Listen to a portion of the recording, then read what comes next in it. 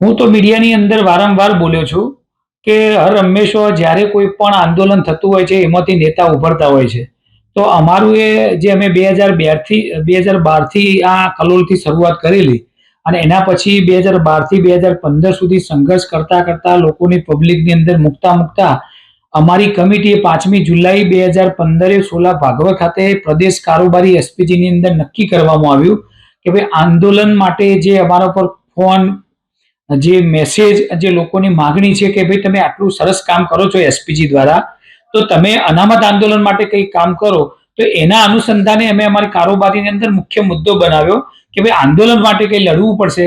અને તમે જોઈ શકો છો કે 5મી જુલાઈ પછી તરત 6મી જુલાઈએ મહેસાણાથી શરૂઆત કરી અને એક ધારું 2 વર્ષ સુધી પાટીદાર અનામત આંદોલન સિવાય તમને ક્યાંય પણ મીડિયામાં બીજું કંઈ જોવા મળતું નહીં હોય. હા, જે અમારી વિસનગરમાં રેલી હતી અને એના મુખ્ય અમારા કન્વીનર હતા જે અમારા વડીલશ્રી, એ વડીલશ્રીએ જ્યારે અમને બધાને મહેમાન તરીકે ત્યાં બોલાવ્યા હતા, તો એ વખતે એસપીજી તો 1996થી મેં શરૂઆત કરી હતી અને 2004ની અંદર જ્યારે માન્ય સ્વર્ગસ્થ કેશુબાપા અને ઊંઝા ઉમિયા માતાના પ્રમુખ શ્રી કેવી શેઠના દ્વારા જ્યારે અમારે એસપીજીના મુખ્ય મહેમાન તરીકે મેં બોલાવ્યા હતા, ત્યારથી લઈ અને 2015 સુધી એસપીજીનું નામ તો ખૂબ બધું મોટું આખા ભારતમાં બની ગયું હતું.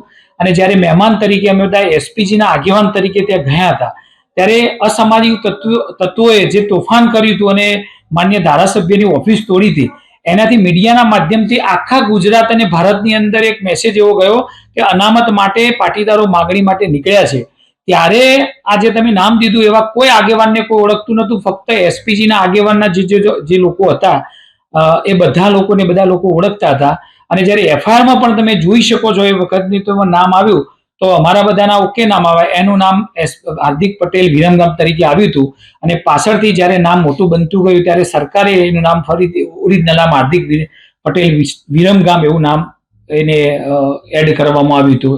પહેલા શું નામ લખ્યું હતું ને પાછળથી શું નામ કર્યું? પહેલા તો હાર્દિક પટેલ વિસનગર હતું અને પછી એનું નામ જ્યારે એ રેલીથી જ્યારે આ તોફાન થયું નામ બહાર આવ્યું ને બીજી બધી પણ રેલીની અંદર જ્યારે અમારે જવાનું થયું ને જ્યારે જેમ લોકો ઓળખતા થયા પછી જે સમરી ભરવાની આવે છે એની અંદર એનું નામ સુધારીને હાર્દિક વિસનગરને બદલે હાર્દિક વિરમગામ એવું કરવામાં આવ્યું હતું. એ તો જગ જાહેર છે કે મેં કહ્યું ને ઘણા બધા નેતાઓ અમારા અનામત આંદોલનના કારણે આજે તમે જોઈ શકો છો કે ભાજપ, કોંગ્રેસ અને આમ આદમી પાર્ટીની એ ધારાસભ્યો પણ બધા ઘણા બધા બની ગયા અને ઘણા બધા આજે મોટા સંગઠનની અંદર પણ છે. અને મેં કહ્યું પ્રમાણે જેને જેવો શોખ હતો એ તો આજે એમને જે કામ કર્યું અને પછીથી જે લોકો જોડાઈ ગયા તો એનાથી બધાને ખબર જ પડી ગઈ કે કયા વ્યક્તિનો શું ઉદ્દેશ હતો અને રાજકારણ સાથે કોને લેવા દેવા હતા અને સમાજ સાથે કોને લેવા દેવા હતા. જો સમાજને તો નુકસાન તો એ થયું કે અમારા 14 દીકરાઓ અને ઘણા બધા યુવાનો એવા હતા જેમના પર ખોટા કેસો થયા, એમના બહાર જવાનું પણ વિદેશ જવાનું પણ અટકી પડ્યું અને હજી પણ ઘણા બધા કેસો ચાલુ છે. તો એ યુવાનોને જીવનની અંદર બહુ ઘણી બધી મુશ્કેલી આવી, એમના પરિવારને ઘણી બધી મુશ્કેલી આવી. જે લોકો શહીદ થઈ ગયા એમના પરિવારને પણ ઘણી બધી મુશ્કેલી આવી છે. જે લોકોને ગોળી વાગી હતી ઘાયલ થઈ ગયા હતા, ઘણા બધા લોકો હતા, નાની મોટી ઈજાઓ થઈ હતી, એમના પરિવારને પણ ઘણું બધું સોચવાનો વારો આવ્યો છે. અને જે નેતાઓ બની ગયા તો પર્સનલી એમની લાઈફ અત્યારે તમે જોઈ શકો છો કે જ્યારે ધારાસભ્યને મોટા સંગઠનમાં જોડાઈ ગયા હોય કોઈ પણ પક્ષમાં એટલે એ લોકોની આખી લાઈફ ચેન્જ થઈ ગઈ છે. જે તમે એમને કપડો, રહેણી કહેણી, એમને બોલવાનું, એમની ગાડીઓ, શોહરત તમે જુઓ તો અત્યારે દેખાય છે.